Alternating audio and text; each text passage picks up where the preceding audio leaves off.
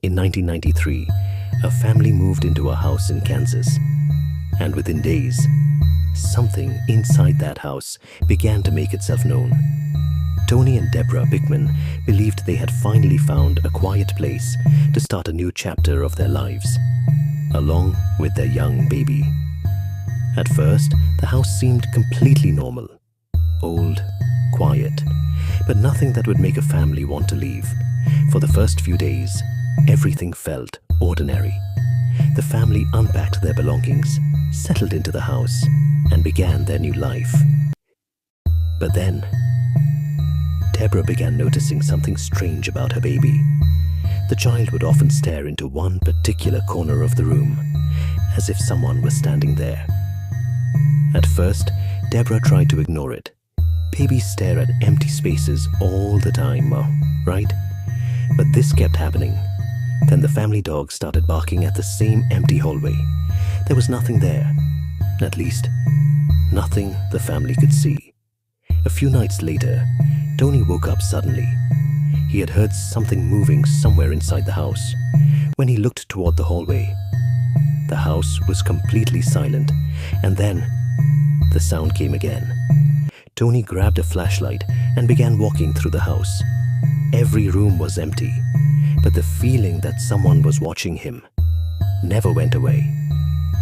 When he reached one of the rooms, he found something that made no sense. A chair had moved, and no one in the family had touched it. Soon, Deborah began hearing strange sounds too. Sometimes she thought she heard footsteps. Other times, she heard something that sounded like a child. But the strange events were about to become much more personal. One morning, Tony woke up and noticed unusual marks on his arm and upper body. He had no idea how they got there. Deborah was frightened, Tony was confused, and neither of them could find a normal explanation. From that point on, the atmosphere inside the house changed completely. The family no longer felt like they were living alone.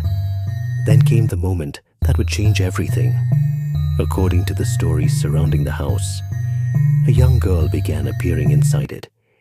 Tony claimed he saw a little girl standing at the end of the hallway.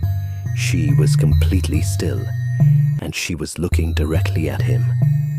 Tony looked away for only a moment. When he looked back, the girl was gone. Tony searched the entire house. There was nowhere for anyone to hide, but the hallway was completely empty. Eventually, the family decided they needed help. A paranormal investigator was brought into the house to find out what was really happening.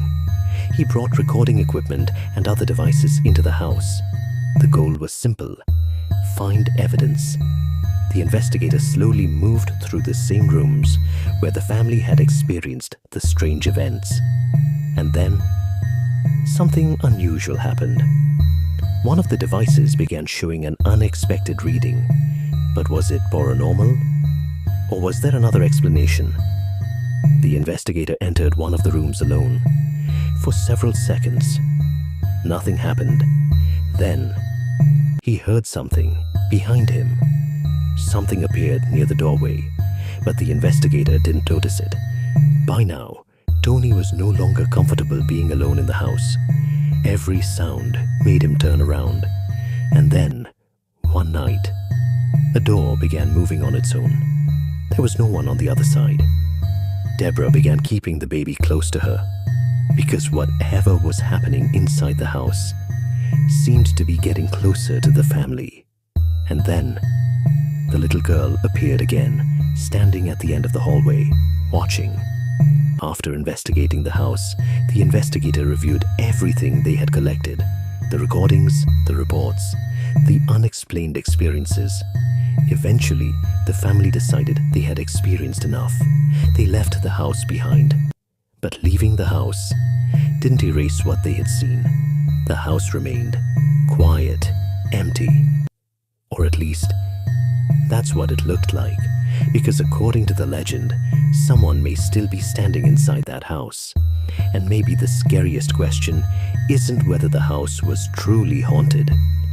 The scariest question is, if there was nothing inside that house, Then what did the family actually